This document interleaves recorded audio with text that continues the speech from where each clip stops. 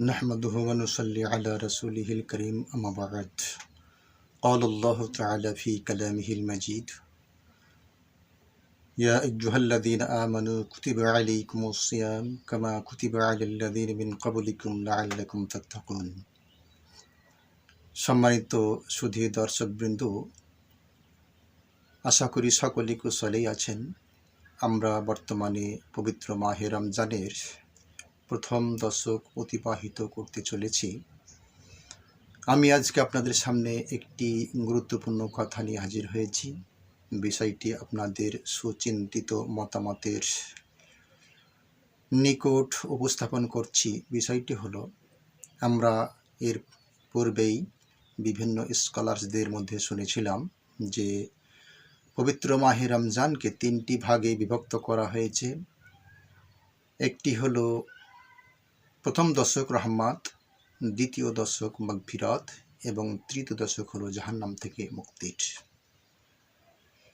কিন্তু বর্তমান সময়ে কিছু কিছু স্কলার্স বলছেন যে না, সেই কথাটি যথাযথ বা সঠিক নয়, বরং সঠিক কথা হলো পুরো রমজান মাসটাই হলো রহমতের। তাহলে যারা জনসাধারণ তারা বিষয়টি নিয়ে কী ভাববে এবং তারা কোনটিকে সঠিক মনে করবে? আমার কথা হলো, শরীয়তের দৃষ্টিকোণ থেকে যে কোনো কথা বলতে হলে বিষয়টিকে গভীর অনুসন্ধান চালাতে হবে।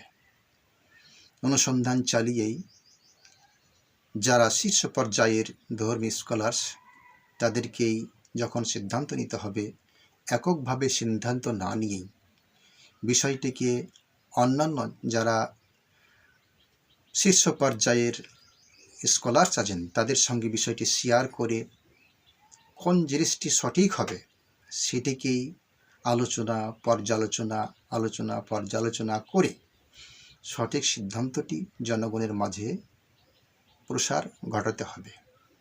এটি যদি আমরা না করি তাহলে হতে পারে যে একজন স্কলার্স একটি সিদ্ধান্ত দিলেন, অপরপক্ষে অন্য স্কলার্স কিন্তু আরও অপর একটি এর বিপরীত কোনো সিদ্ধান্ত দিতে পারে বা তারটাও সঠিক হতে পারে। এই জন্য এরকম একটা বিভ্রান্তি সৃষ্টি না করে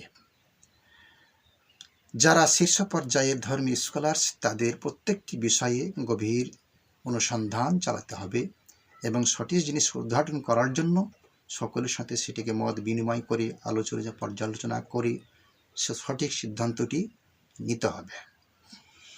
এটি সকলের জন্য কল্যাণকর, যেমন প্রত্যেকটি স্কলারদের জন্য কল্যাণকর, তেমনি সাধারণ জনগণের জন্য কল্যাণকর। আমরা নিজের খ্যাতি, সুখ্যাতি এবং জ্ঞানের মহড়া প্রদর্শনের ক্ষেত্রে যদি আমরা এটি করি তাহলে যেমন এটি আমার বা আমাদের স্কলারদের জন্য বিপদ বয়ে ডেকে নিয়ে আসবে, তেমনি ধরনের জনসাধারণের এটা আমল করার ক্ষেত্রেও এদের জন্য একটি পরকালে বিপদ ডেকে নিয়ে আসবে। সুতরাং আমার ব্যক্তিগত চিন্তিত মতামত হলো, যে কোনো শরীয় দৃষ্টিতে যে কোনো সিদ্ধান্ত দিতে হলে আমাদেরকে নিজে ব্যক্তিগতভাবে গভীর আলোচনা চালাতে হবে। তারপরে বিষয়টিকে নিয়ে সমসাময়িক যারা উচ্চ পর্যায়ের স্কলার থাকবেন তাদের সঙ্গে বিষয়টি শেয়ার করে সকলে ঐক্যমতভাবে বিষয়টির ব্যাপারে সিদ্ধান্ত নিতে হবে।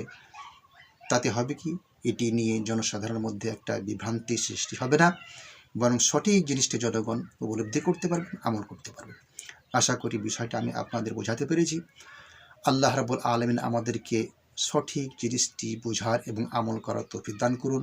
রমজানের এই প্রথম দশকের পবিত্রতা রক্ষা করি, সকলের জীবনের সুস্বাস্থ্য এবং সার্বজনীন মঙ্গল কামনা করি। আমি আমার আলোচনা শেষ করছি। আসসালামু আলাইকুম ওয়া রাহমাতুল্লাহি ওয়া বারাকাতুহু।